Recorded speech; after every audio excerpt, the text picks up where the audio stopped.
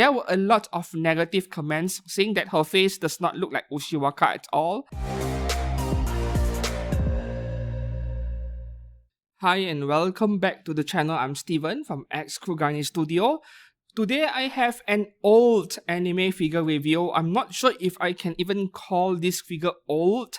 To me, something that came out around year 2017, 2018 isn't that old, but today in 2025, it is already 7 to 8 years old. And today's figure over here from Fate Grand Order, this is something that not many people know exists, funnily.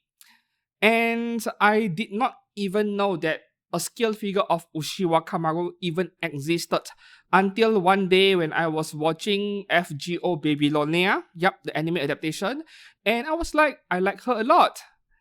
Do we even have any scale figure of her at all?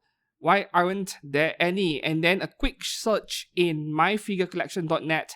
Oh, there is one.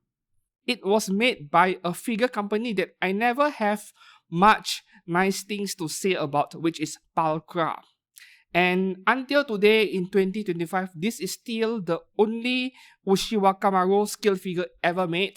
So coming from Pulchra, this is a 1/7 scale rider class servant Ushiwakamaru from Fate Grand Order. If you watched this channel long enough, you know that I am a big fan of FGO, especially the characters. So I went out hunting for this figure in Japanese websites, which proved to be very difficult to even find one in stock. Meanwhile, over in China, to my surprise, I could find like 2 or 3 sellers selling her, and she wasn't too expensive, around the 600 Chinese yuan price range. Maybe could be found a bit cheaper today, 550, but from what I remember when I purchased this figure a few years ago, it was 600, 650 Chinese yuan maximum. And that is the conversion rates on screen right there. Pulchra is a figure brand where nowadays I don't see them releasing many figures at all because they also make other kinds of anime merchandise. And while there were not many nice things said about this figure company, this was the only Ushiwaka scale figure. If I wanted one, this was the only option, and eventually she became one of my first 2 Pulchra scale figures. So is it any good? Before we get to that, her height. So this is a 1/7 scale, but she looks small over here because of her pose, and she is not a very tall character to begin with. 23 centimeters all the way to the top of her head over here. If she was standing upright, I would estimate maybe 25. Yeah, this is definitely 1/7 scale. And moving on to the box, a quick mention. So Pulchra was one of those figure companies where the box of their figures suck, right? This wasn't so bad. Marie Antoinette was worse. Just ordinary paper box. Well, Kotobukiya's boxes used to be like this just a few years ago. If the postman decided to smash your parcel, then the figure is almost guaranteed to break. Like, this offers not much protection to the figure. Unboxing and assembly was so simple that I was lazy to film it for today's figure review. You could figure it out even without looking at the instruction sheet. It was that easy and nice enough of Pulchra to give us a pair of metal foot pegs, but, well, I suppose that with a pose like this, metal foot pegs are necessary. But even with those metal foot pegs over there, because of her pose, this is not a very stable figure. Can be quite wobbly if you shake her enough. But this is still a bit better than the Bear Panda figures I reviewed a few weeks ago, so I would rate this figure at about 6 out of 10 for stability. Bear Panda was like 3 out of 10. That pair of Bunny Girl figures, this is like 5 or 6 out of 10 maximum. Now moving on to the sculpting of this figure had quite a bit of controversy back then, at least based on what I have read in myfigurecollection.net, because obviously before you buy a figure that has already been released and you don't know what the quality is like, you go on and look at user photos and read user comments about that particular figure, right? And the comments were kind of mixed, but specifically about the face, there were a lot of negative comments saying that her face does not look like Ushiwaka at all. I mean, if you compare it to how she looks like in the anime adaptation and some of the official artwork, then there is some differences. It feels like a different art style. For example, the very same character, Albedo from Overlord, for example. Some figures, their face can look different from the others because it depends on the artist behind the character. So if you want an Albedo skill figure, do you buy the Sobin version, an artwork version, or do you buy the animation version? Then depending on which one you choose, the face could look a little bit different.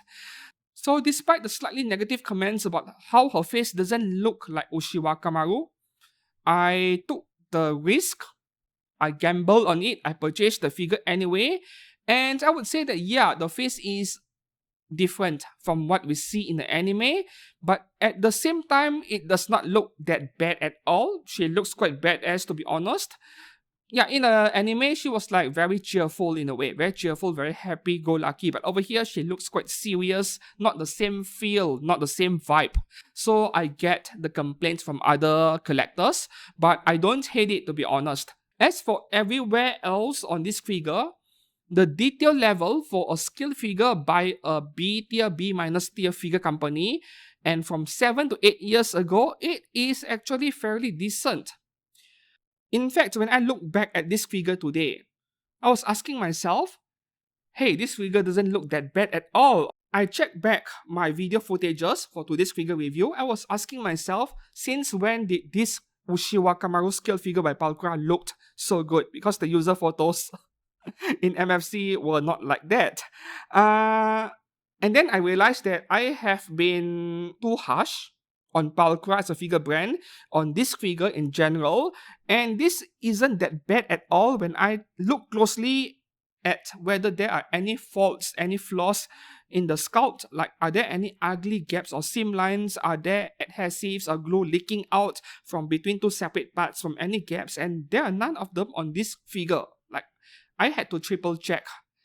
The sculpt is a bit like not as detailed as even Kotobuki, not to mention better figure brands out there like Good Smile Max Factory and so on, or many other Chinese brands in fact, but at the same time there are not many flaws.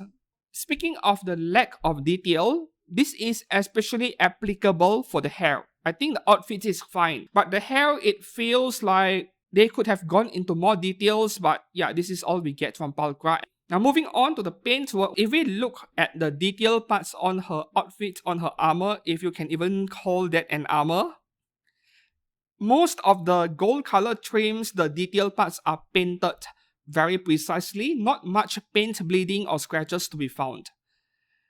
Yes, it is just that the surface finish of the paintwork is not as refined as more expensive figure brands today. If you touch the surface of the figure like the hair over here, it does not feel that exceptionally smooth, just ordinary feel. And then shading on the paintwork is really lacking, like they just get the colors right and that is about it. No shading, no heavy detailing on the figure, no weathering at all. So this is also very similar to how Kotobukiya paint their figure like 10 years ago. Not particularly detailed, but at the same time, they don't make many mistakes. So the paint work, I would say 6 out of 10 is a fair score. It is still above average when you think about it. Finally, the base of this figure, yeah, probably the biggest weak point of this figure is that the base is just an ordinary black disc, right, with the Fate Grand Order decal on it. But at the same time, if there's one nice thing I have to say, is that the base feels very nice to the touch. Matte black, not gloss, because I really hate gloss for the base. They get scratched up so easily. But this figure, after so many years, the base is still in relatively good condition because of the surface not being easy to scratch. So that is nice part about the base over here, if any. So leading to the conclusion of today's figure review, I can't believe that I did not even know this figure existed for so many years before I bought one. At the same time, if you were to ask me, are there any chances in future where a better figure brand will make a scale figure of Ushiwaka? I would be quite certain that the answer is no.